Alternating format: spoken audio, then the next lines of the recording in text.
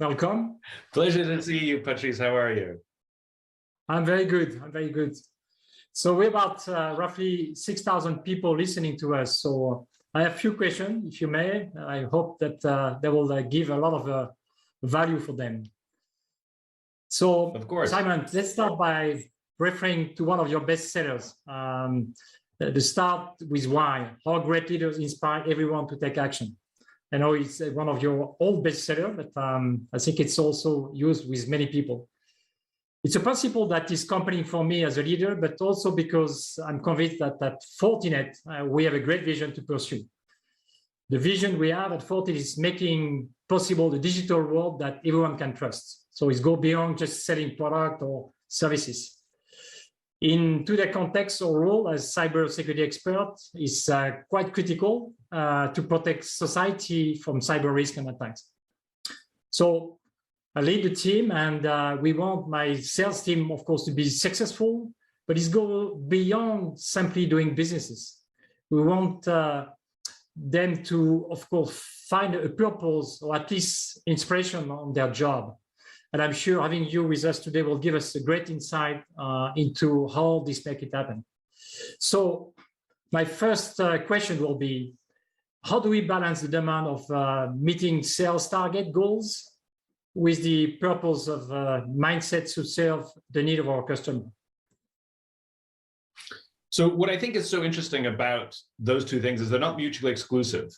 And the sales goals should fit within the purpose. One of the big mistakes that I think companies make is they think of the sales goals as the end-all be-all, and they have no higher purpose, no higher contribution other than the goal itself.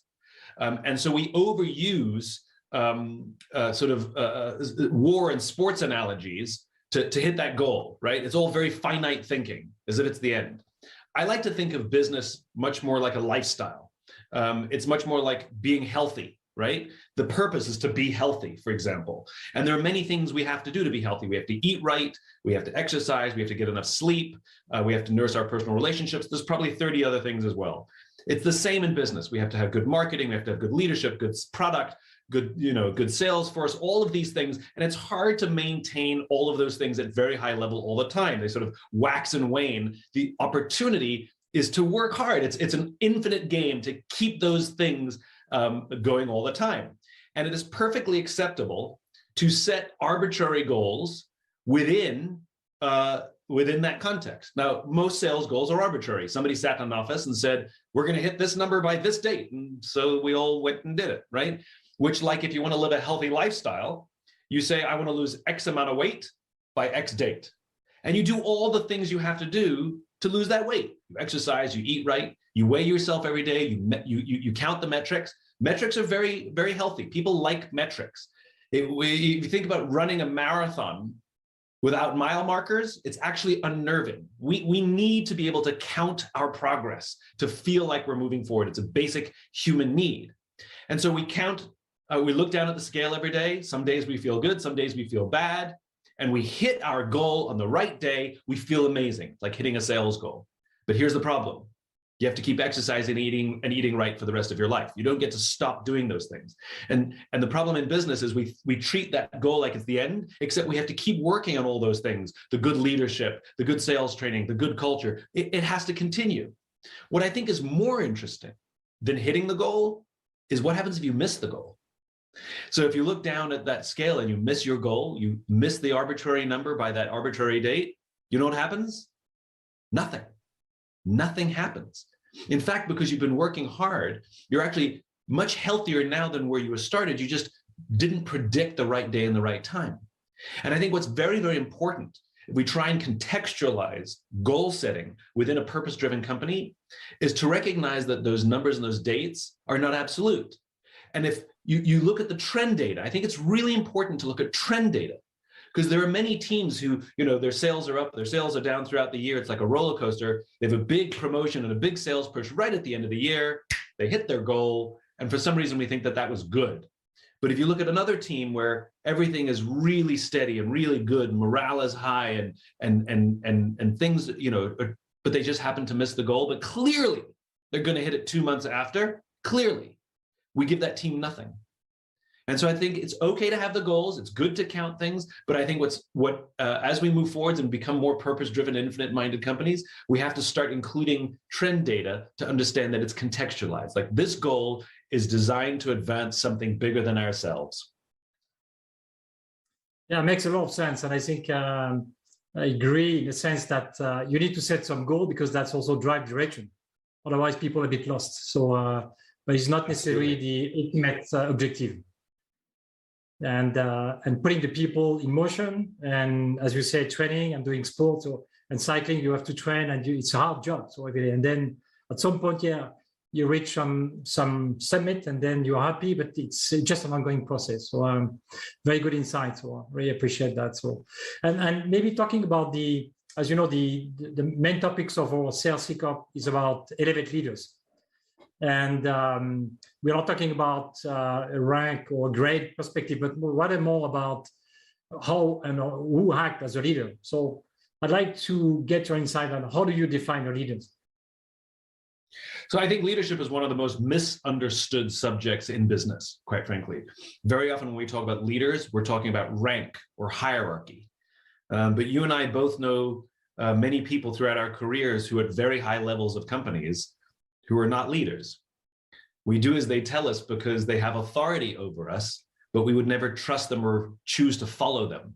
And you and I both know people at low levels of organizations who have no formal rank or authority, and yet they've made the choice to look after the person to the left of them and to look after the person to the right of them, and we trust them and would follow them anywhere. Leadership fundamentally is the responsibility to see those around us rise. And we hope that you obey and exhibit the qualities of good leadership when you have a position of leadership, but you can obey and pursue good leadership at any rank. Leadership has nothing to do with the rank or position. It's the responsibility to see those around us rise. That's what makes someone a leader. Yeah. So what will be potentially as a tip for the different population we have? As I agree with you, it's not just the position. Everybody can be a leaders, but and maybe the mistake that they should avoid. Well, one of the big mistakes is to think that it's all about you. Human beings are social animals. If we could do everything by ourselves, we wouldn't need friends and we wouldn't need a team. We wouldn't need coworkers. We could just do everything ourselves. And at the end of the day, we can't do everything ourselves. And so it's understanding that you're a part of a machine. And the more you help keep that machine well-oiled, which means open and clear communication, setting clear guidelines and expectations, being able to resolve conflict in a healthy manner, things like this help keep the machine working, and that the people who support you will be there for you because they know that you would be there for them. And so what great leaders do is they work to be there for their team members or those in their care. Remember, when we're junior in our companies, when we first join the company will give us tons and tons of training so that we'll be good at our jobs, right? And some people get advanced degrees, engineers and the like will get advanced degrees so that they'll be good at their job. And if you're really good at your job, eventually you'll get promoted to a position where you're now responsible for the people who do the job you used to do. But we very rarely give any kind of training or sort of apprenticeship on how to be a leader.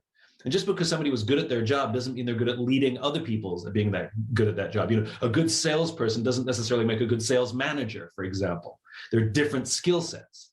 And so one of the things we have to remember when we occupy a position of leadership is we now have the responsibility to see those in our team, do well, to help them work to their natural best. It's not just about us and how good we are or how good we were when we used to do the job they used to. It's a different skill set and a different mindset. I think I agree, and I think you answer a bit of maybe the next question more about the management. So the people they are in this position of leaders, what in fact they can do for supporting and encourage others to act as a leader. What will be your suggestion here? That's more like management. On how to become a leader, you mean? Yeah. Say it again. No, I say more from the management perspective for the people they're already in the position to be a leader, as appointed as a leader. what they can do to support and encourage, in fact, the others to act as the leaders. So more management. Great question. Yeah, absolutely, great question. So one of the muscles that good leaders develop is, believe it or not, empathy. So what does empathy look and sound like in a corporate environment? It doesn't mean walking around crying. It's not what it means. It means being able to see another person as a human being, not just as a cog in a machine. So, for example, here's a fairly common scenario in a business. A manager walks into somebody's office and says, "You've missed your numbers this quarter. We've had this conversation three times before, and if you don't hit your numbers the next quarter, I don't know what's going to happen." Right? That's a fairly normal scenario. If you inject empathy into that scenario, it goes a little differently. The manager walks into the office or calls them up and says, "You've missed your numbers for the third time in a row. We've had this conversation before. Are you okay? I'm worried about you. What's going on?" That's a muscle that has to be developed, where that person feels that someone has their back, that someone cares for them. And that pays back in spades over the course of time. And people will give their blood, sweat, and tears to serve and give back and follow a leader who they believe sees them as a human being and cares about their well-being as a human being, not just if they're hitting their numbers. Yeah, I agree. So I think it's not often where you can get such of kind of advice or training, because typically management is about a process and skill, not too much about talking about empathy and how to act. We are talking about human people. So do you know where potentially your reps can find this? Is more a job from, of course, the management, but more HR or maybe advisor from outside should come? What's your view here? Well, good leaders are students of leadership, and they're fascinated by the subject. They read books, they watch talks, they're constantly talking about the subject. And companies do have a responsibility, I believe, to offer some of that training. Good leadership training includes skills like, and I mentioned some of these before, how to resolve conflict, how to have an effective confrontation. What happens if something goes wrong or somebody did something badly? Like, how do you tell them in a way that they'll hear that information rather than just be defensive? How to have an effective confrontation, how to have a difficult conversation, how to listen, active listening, where you listen for meaning rather than listening for words. These are learnable, teachable skills. And yes, whatever training department or HR facility you have should provide that training as you make your way through the formal rank structure, so that you are equipped for the new job you have, just like we would if you were in a technical job. So yeah, that's part of it. But also people who are, like I said, who aspire to be leaders, they do their own studying. One of the things that I've seen very successful in many companies, and it's very inexpensive, in fact, it's very close to free, is a book club, where somebody says, "I want to be a better leader." They choose to read a particular book, and people volunteer and they read 2 or 3 chapters a week and get together at lunchtime or whatever on Friday after work, and they talk about the chapters, and they just have a book club. And slowly but surely that book club grows. And then finally somebody says, "You know what, this was such a good book. I bet I could teach a class to other people about the subject of this book." And before you know it, you have a homegrown leadership training program. I've seen that work very, very, very successfully, and it's very, very simple to implement a book club. Yeah, very good advice. And I think it's a good idea we'll try to implement. I think I agree that the challenge is like leaders really, you see leaders where they are more against the I would say difficulty. So it's not like when everything goes well, because that's also an easy job. It's also, especially for our salespeople, when they are engaging with customer and get about more like challenging in their authority or adversary. So I think it's really where I think we see the difference between real leaders and, of course, people who just like a bit not prepared and may not be able to object against customers. So I think, it's part of the risk and where we should help. And we do see those guys performing because they are able to turn this difficult conversation to a more positive outcome.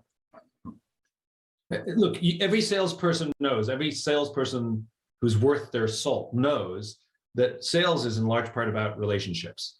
It's not just a list of prices and product attributes. That's when you've become a commodity.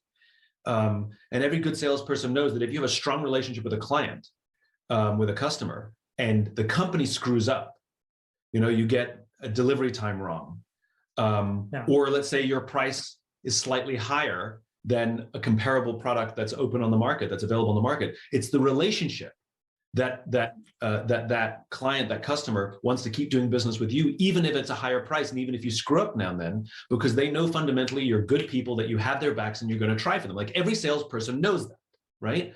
Well, if we know that that's the case with our customers and our clients, then the same logic applies to our colleagues, which is it's the relationships. If you want to guarantee that someone's loyal, if you want to guarantee that someone's going to be there for you, put in that extra mile, then it's the quality of the relationship. It's the exact same skill. So this is what I think actually salespeople have a head start in terms of leadership training, because they know how to build relationships. Now just apply that internally.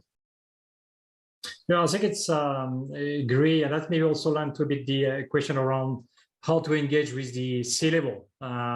All of our sales, of course, as we elevate a bit the discussion, especially when we talk about cybersecurity, we're moving from pure kind of product discussion, technical discussion, to a bit more, a strategic discussion. And then you have to move up on the organization, and that's where you have to have the people engaging with the C-level organization. So, and that I will say C-level or C-suite does not want to make time for sales rep because they consider not necessarily valuable for them.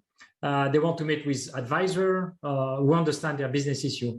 So what will be your advice here for my sales team to how to communicate with the C-level customer and how they can build trust with them? So one of the things that I learned from Jack Daly, who's a famous sales coach, is he said the average number of questions asked in a bad sales meeting is about 7, where the average number of questions asked in a good sales meeting is about 32. And so it's not coming in and just throwing up, product attributes or what we can give you, because that's all about you. It's about learning to listen and learning to pay attention, and goes back to those listening skills. And at the C-level executives, we don't know what their stressors are. There are some basics. They know they need to do basic security because that's the world we live in. But why you over somebody else? And by asking questions and listening, not to try and find a way to get your product in there, but to genuinely try to help them solve a problem. The best salespeople sometimes say, you know what? I hear what you're trying to do, and I'll be honest with you, we're not very good at that, but I'm going to put you in touch with somebody who is. That builds trust. I'll tell you a funny story with me. When I was starting my career, and I started I had a marketing consultancy. It was my first little business that I started. I remember coming from the advertising world when we would talk to clients and we would tell them we were great at everything when we weren't. And trust would very quickly deteriorate because they would find out very quickly that we were junk in something that we claimed we were good. We got the sale, good, but we destroyed the relationship. That's a short-term mentality. And I remember I decided I was going to change that. And I would go meet with clients and they wanted me to do all this work. And I'd say, okay, before we move on, I want you to know I'm extremely good at this thing that you want me to do. I'm pretty good at this thing you want me to do. I'm acceptable in this thing you want me to do. And I'm terrible at this thing you want me to do. So what I recommend is let me do these things and hire somebody else and I'll partner with them for these things. And the result was they actually wanted to work with me more because I was the only honest person in the room. All the other salespeople, all the other companies that they were interviewing said that they were great at everything, which everybody knows is a lie because nobody's great at everything. And so the irony is by admitting my weaknesses, I actually built trust and built better long-term business relationships. Yeah, very good. I think it's a very good point, and I agree. Often that sales are, especially when they start, they try to say yes to everything and not necessarily expose where we are our weaknesses. And I think it's a good point. You can't be, as you say, it's a lie. We can't be good on everything. So and putting the emphasis where we have a very strong value, that may of course build this trust. So very good advice on this point. So I appreciate that. So.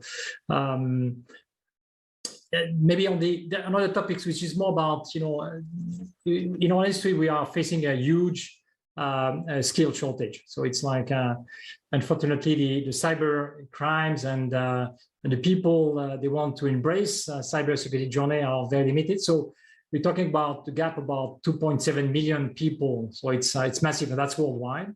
So we have few initiatives at Fortinet, on top of course, trying to sell product, but also try to push young generation or even veterans. We have a program in the US to embrace, in fact, cybersecurity job. So, and here, in this context of recruitment, and retention, which is very big challenge for us, they're all very critical, and to address them, we need to drive engagement.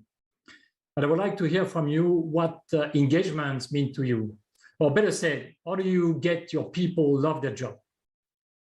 Right. So we don't have to like our jobs every day, but we do get to love our jobs every day. It's like you don't like your children every day, but you love your children every day. So having a hard day, that's fine. But the question is what do we fall in love with? And at the end of the day, the reason that we stay or leave a job is because of how we feel about that job. I think we misunderstand when we think people just leave for money. If they just leave for money, then they never really had strong feelings at the company in the first place, right? Because when people feel loyal to the company, they turn down jobs that offer them more money. Or if it's so tempting and the numbers are so high, then they go to their company and say, listen, I was offered this job. It's very tempting. There's a lot of pressure, but I don't want to leave. Is there anything you can do to help me stay? Right. So, there's the point is they're open about it. And what makes people want to have that conversation, like I said, is that they're seen and heard. The best companies have all kinds of programs inside the company to help the person grow as an individual. Now, we talked about, listening skills and these kinds of things. These are valuable for the work that we do, but it turns out that those skills also help us as parents. They help us as spouses or as boyfriends and as girlfriends. These are valuable skills in life, and I think that we forget that. We talk about hard skills and soft skills as if those things are opposite. I hate the term soft skills. Hard skills and human skills. And the more that we invest in human skills, in addition to the hard skills that we're teaching, the more people feel like they're growing as individuals. I'm a better version of myself now than I was when I started at this company, because the company is actually helping me in personal growth. WD-40, which is a company that I admire their culture, the lubricant company. They train their managers to be coaches. So literally, like executive coaching training, that kind of thing, but they train their own people to have that skill set so that they're equipped to help their people who have challenges. And especially with younger generation, the younger generation is asking companies to provide everything. We want to have our sense of belonging, our sense of community, our sense of personal growth, our sense of purpose to come from work. It didn't used to be like that 40 years ago. And so there's a huge pressure on companies. And so I think what entices people into the company and into the industry is not just come and do cybersecurity. There's a percentage of people who are, de facto interested in that, but rather tell them the kind of experience they're going to have, tell them what they get from the company, and you'll find it remarkable how many people will all of a sudden be interested in the category in the company because of what they get holistically, not just what they get from the product.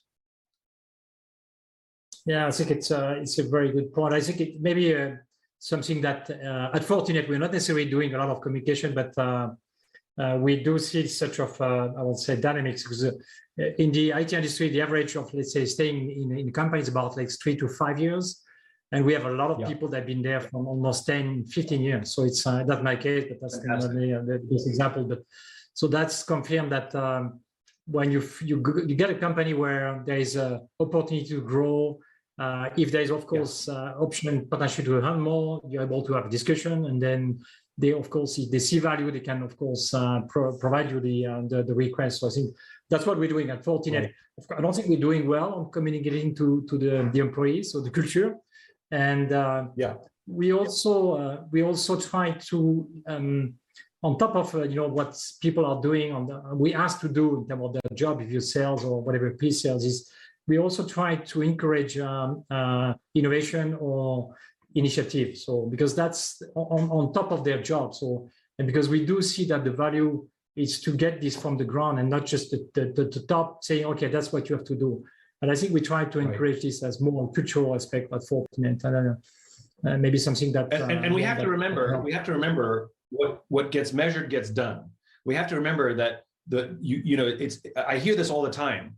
Companies talk about we want we encourage our people to be innovative, and we encourage our people to look at problems differently and try new things. But when you look at the recognition and reward programs and structures, they only get recognized, reward, or incentivized based on hitting financial targets. And so for all the talk of what we want our people to do, if there's no formal recognition or rewards program that recognizes and rewards the behaviors, then you're only going to get the ones that are rewarded. And so, like I said, the best companies have a little more holistic approach. It's totally fine to recognize and reward for performance, but it needs to be balanced with some other attributes as well. Yeah, I think it's a very good point. I think we do a bit, but I don't think we're doing the best here.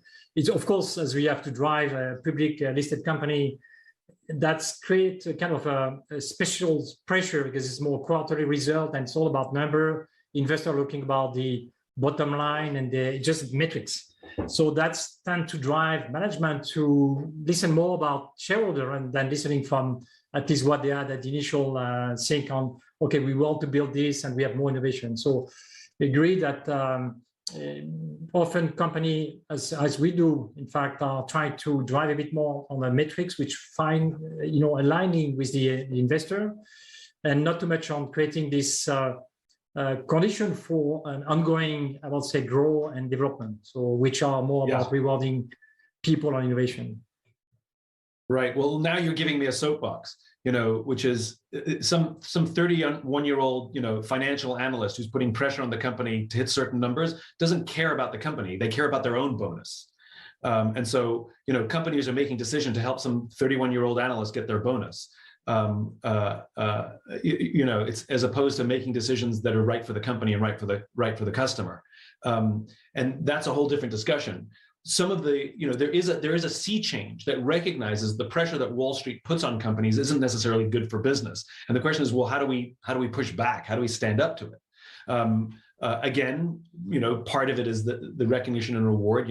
Most senior executives are compensated, sometimes almost entirely based on the price of the equity. That's a different discussion. But one of the things that I've seen some of the more forward progressive thinking public companies are doing is they're still saying that they're shareholder driven, but what they're doing is they're looking at their shareholder base and they're bifurcating it. They're dividing it into two buckets, which is you have your short-term investors who they don't actually care about anything, your values, your purpose, nothing. If you're doing well, they invest in it. If you do badly, they dump you. They don't care. They don't believe in your management team, nothing. They're gamblers.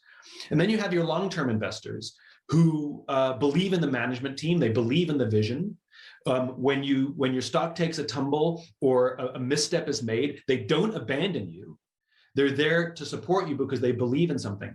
And so some of these more progressive thinking shareholder-driven companies are saying we're shareholder-driven by this group.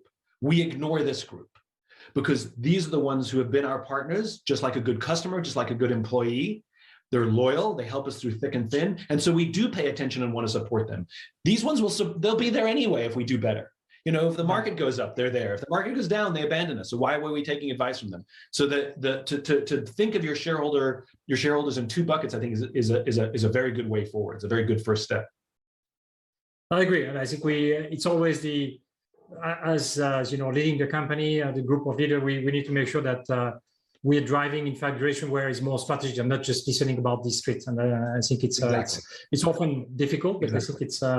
If I refer to Fortinet, we have the two co-founders, which are, as my same age as me, and they're talking about what we'll do in 10 years, 20 years. So it's quite, I would say, unusual in this IT industry because often, they just want to cash out and then, they care about themselves. And here in Fortinet, it's more about, long term. We're buying real estate, we're building, in fact, a new campus to really help, in fact, employees to enjoy the workspace. And so that's also maybe something that I think we do differently at Fortinet.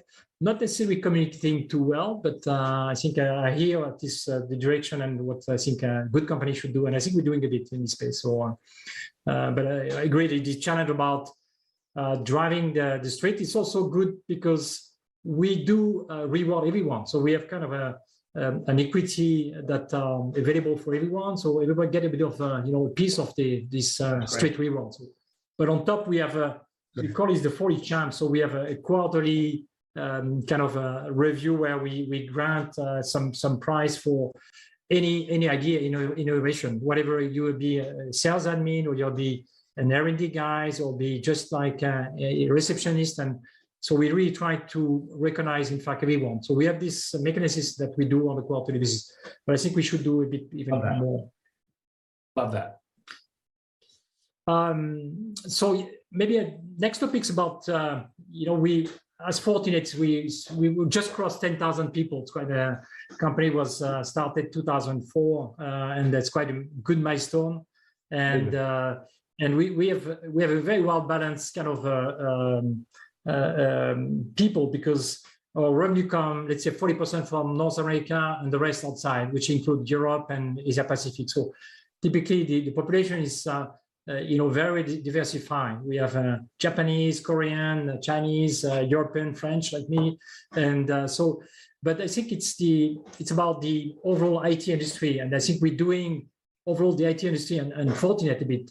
We're doing poorly on the gender diversity, and I think engagement also refer to inclusiveness, right? So Fortinet, we of course we try to commit on hiring, so setting kind of goal, but I think it's maybe the right approach, promoting and retaining, of course, talented people at all levels in the sales organization, respecting, of course, the gender diversity. But as an example, we have the data prove that typically when you hire women sellers, when they are on the team, they are, the profitable business grow, innovation grows, and collaboration improves. So I think we can set target for hiring, but how can we help our leaders to recognize talented people, respect of diversity, and deal with it to drive the change? Well, that's a loaded question, isn't it? If you have somebody in a leadership position who literally doesn't respect diversity and inclusion, the question is why are they in a leadership position? So it's a bit of a loaded question. Now, I understand the challenges. If you do things with intention, if there's an intention to go out and find something, you're more likely to find it. And I also think what companies with resources can do is build their own bench, which is go to universities, invest in the programs that will train the people, train, in this case, as you said, some gender diversity so that they have the skills, and then and offer them the potential for jobs when they come through the program. So you set them up. In other words, build your own bench. Because I've heard this from companies before, which is, we'd love to, but the talent's not there. So go build the bench. If you have a long-term approach to this stuff, it's not about solving a problem in a month. It's about solving a problem so that it's sticky, so that it's not just a reaction, but rather it becomes inculcated and built into the fabric of the company.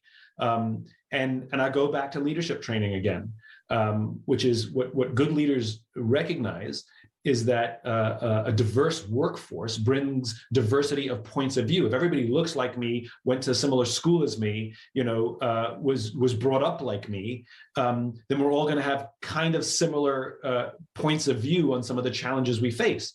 But when we have people with different racial backgrounds or different genders, some people who grew up in Europe versus America or rich versus poor, they bring entirely new perspectives based on their worldview to a problem. And the more diverse perspectives we have on any challenge means the more options we have to solve that problem. And this is not surprising to me that when you say when we have more diversity, we're actually better at the thing we're trying to do. That makes perfect sense. And so I think one of the things to do is for senior management to hammer away that this is essential for us, it's important for us, and that leaders are going to be expected to embrace this, that we're going to be judging our leaders and their ability to do this, to build more diverse teams, and to go out into the marketplace before some of these young people start looking for jobs, and start training them in the skills that you want.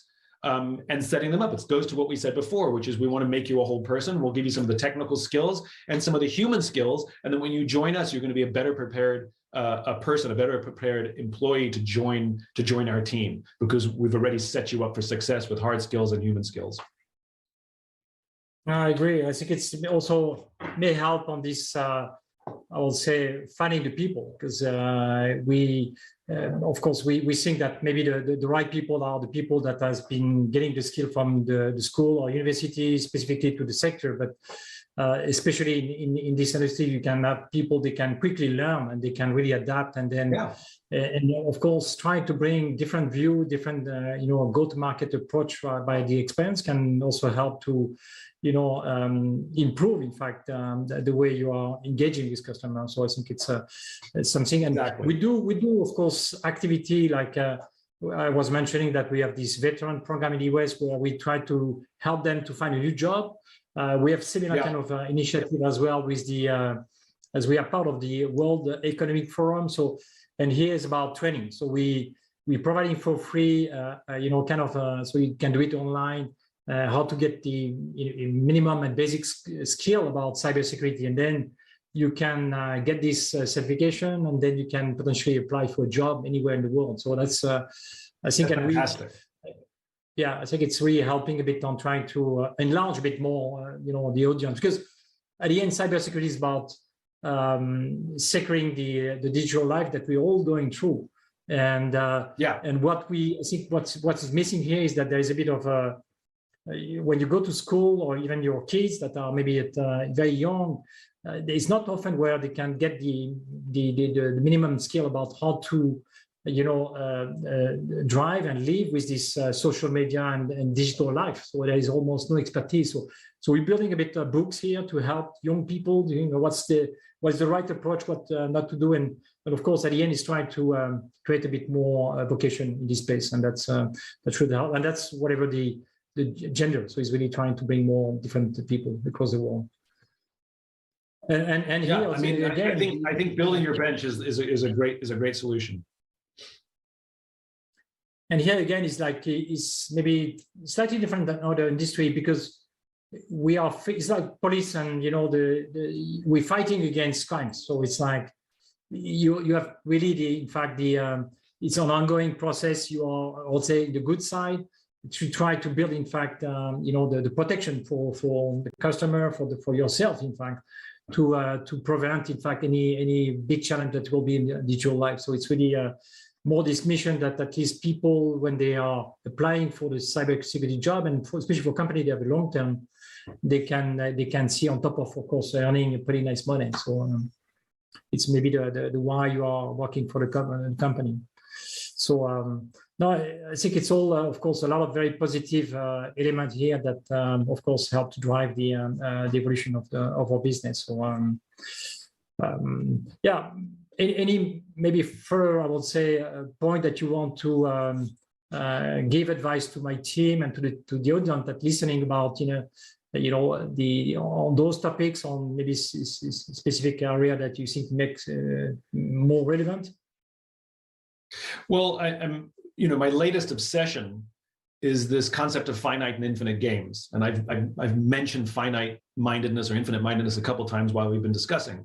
This goes back to the mid-1980s. A philosopher and theologian by the name of Dr. James Carse defined these two types of games: finite games and infinite games. A finite game is defined as known players, fixed rules, and an agreed upon objective. Football. There's always a beginning, middle, and an end. And if there's a winner, that means there have to be losers.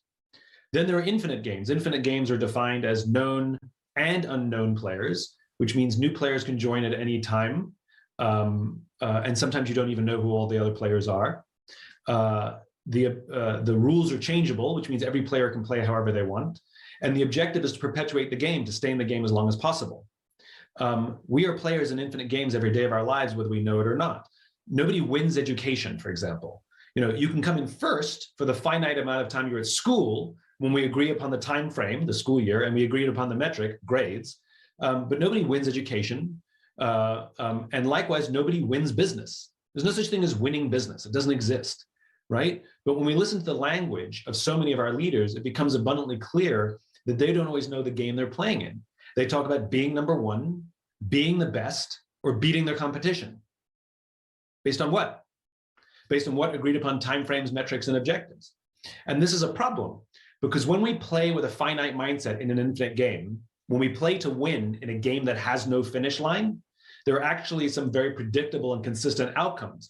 The big one being the decline of trust, the decline of cooperation, and the decline of innovation. And so we actually have to adjust our mindset to fit the game that we're playing. And in the case of cybersecurity, you're actually trying to prevent crime from happening. The criminals aren't trying to beat you. They're just trying to do more. They're just trying to get more money. They're just trying to trick people. They just want access. They actually don't care about you and your cybersecurity. They're just trying to do more crime, right? It's an infinite game. And you don't even know who all the criminals are. There's no such thing as winning cybersecurity. It doesn't exist. It's an ongoing cat and mouse game. And so you have to have the right mindset for the game you're playing. And in this case, it's not about winning, it's about constant improvement. And it goes back to that analogy that we discussed right at the beginning when we talked about the lifestyle of business versus trying to treat it like a finite game, right? Which is, it's not the end of the financial year doesn't symbolize the end of the game. It's just a marker. It's just a waypoint. And so all of these things that you and I have been discussing is all about constant improvement. You'll never be perfect at any of it, ever. That's not the point. The point is that you're constantly working to advance, and you're constantly saying, how can we be better? How can we be better? Relative not only to the other players in the game, but also relative to the criminals in the game. Because you could be the best, quote unquote, compared to all of the other companies in the marketplace. But if the criminals are smarter than you, then there's no point. Yeah. So I think that's to adjust our mindset to play for the game we're in, which is the game of business, and especially cybersecurity, which really is an infinite game. I think is really, really important. And I think the people, so giving the time to continue to learn. So it's like, and that's what I'm saying to the team. It's like, it's an infinite game where you have to learn. You have to learn every day. It's a new fight every day. So it's always like this, normal curve about learning, and there's no age to stop learning. So I think it's really part of the how you can evolve yourself and being more better fitting here and so on. Exactly. So thanks. Maybe last point, which is maybe more about what we have all dealt during the last 2 years, and due to this COVID and pandemic, is really about, we're talking about the post era of COVID and coming maybe hopefully in a few months, and we have been, and most of our sellers have been, in fact, engaging virtually like we're doing right now, which is not necessarily the best. So I'd love to be in the same place as you. But you have been doing a lot. Of course, I saw your video and also your Thank You Thursday. It's all a lot of great value that create, in fact, the energy for people, especially stay at home. Any advice on how people should continue to evolve and prepare maybe for the post-COVID area? Yeah, it's a great question. It's a challenge that is now pervasive. One of the things we have to remember is that just because the business can function with a distributed workforce, with an online workforce, we know that there's a sacrifice. It's harder to build trust. If you've joined the company during COVID, you've never physically met any of your colleagues or coworkers.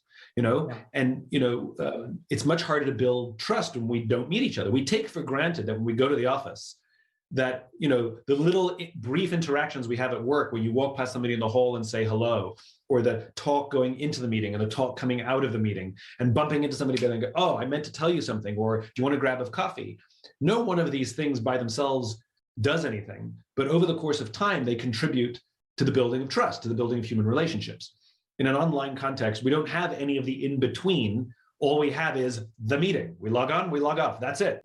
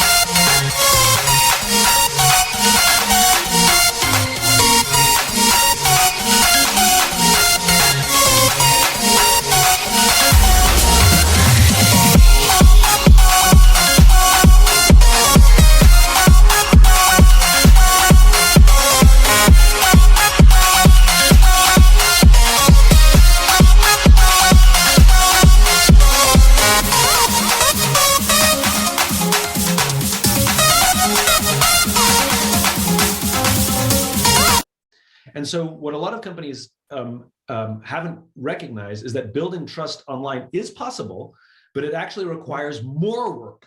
What used to happen just relatively organically now has to happen prescriptively. So for example, I'm a huge fan of the Monday morning huddle. We do one on our team, where on Monday morning, the whole team comes together, and there's no discussion of work or deadlines or workloads or anything. It's a human call where we simply say, what's on your heart and mind? And then we answer some funny or poignant question that's posed to us by the person who's leading the huddle that month. And we simply talk about ourselves. And you learn a lot about somebody. You know, somebody will say, oh, I had a great weekend with my kids and we went hiking. I didn't even know that they had kids, you know, or somebody will say, to be honest, it was a really hard weekend. My father has cancer and he's in the hospital and he took a turn for the worst. And we start to see each other as human, and we start to empathize, and we start to create relationship, and we start to get to know each other. But it's done prescriptively. We make it happen.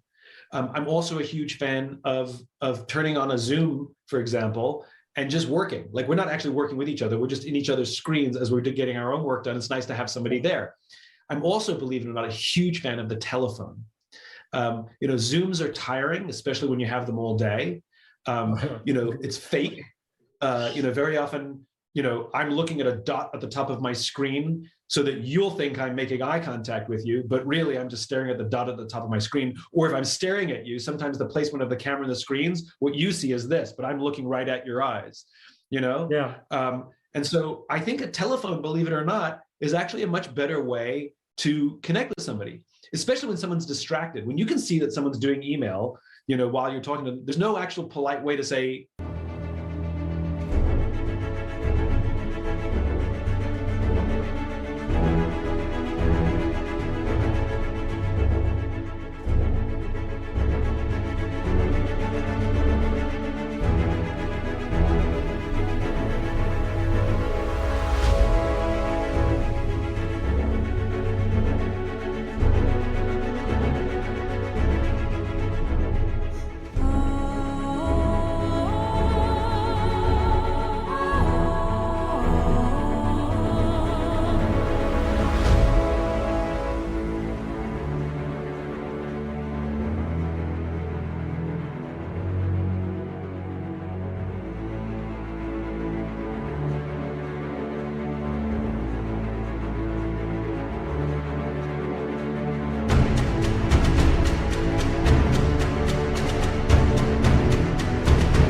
can you stop doing that and listen to me, please?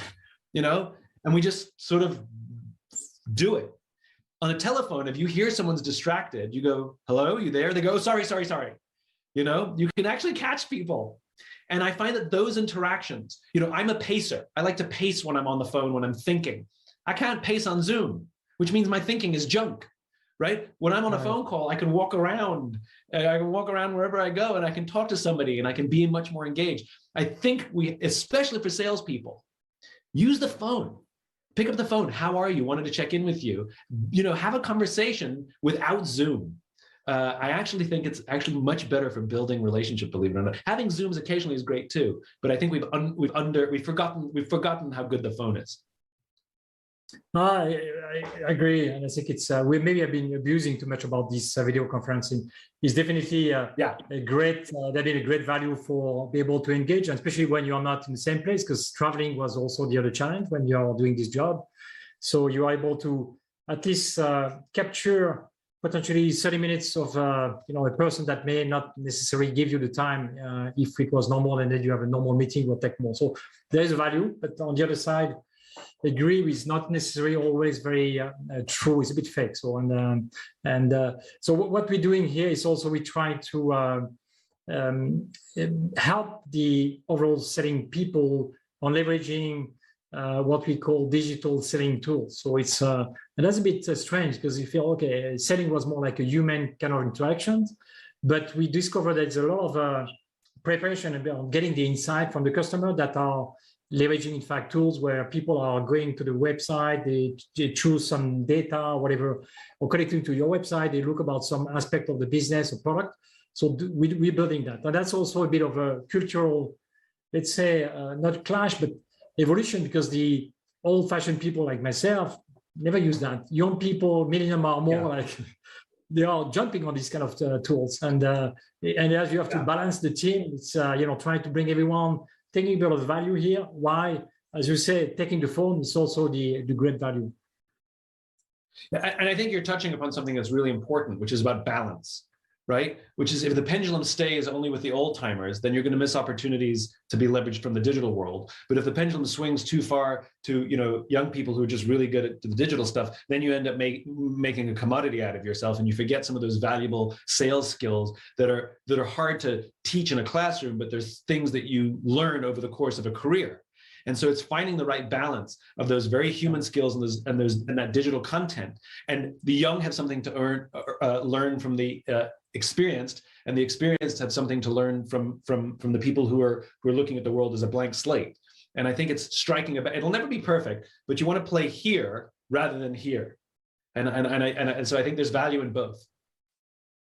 I agree. I think it's a very good point. I think we, as we're looking hopefully a more positive outcome this year, I think we do encourage a lot on, we call it like fresher events. So we are trying to meet somewhere, whatever, and then having this kind of discussion that we have been missing for some time now. And as also we're doing a bit of a kind of sport sponsoring, it's also the place where I think you can get contact with people on completely different contexts. So it's not talking about business.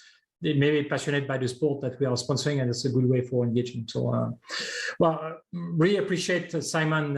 In fact, the discussion and the talk, really the exchange. I'm sure that all the people that will be listening will learn a lot. So that was very good. And we're coming a bit at the end of our conversation. I thought it very educative, at least for myself. And I'm sure that all the great insight that has inspired our team and they are looking, in fact, to their job slightly differently. And I did mine already, so even I'm learning still today. And you made us understand even more the importance of the human element, in fact, in being our best at work, but also getting the feeling of fulfillment. So thank you so much, Simon, and for being with us today. Thanks, Patrice. Thanks for having me. Good luck to everybody. Take care of yourself and take care of each other. Thank you.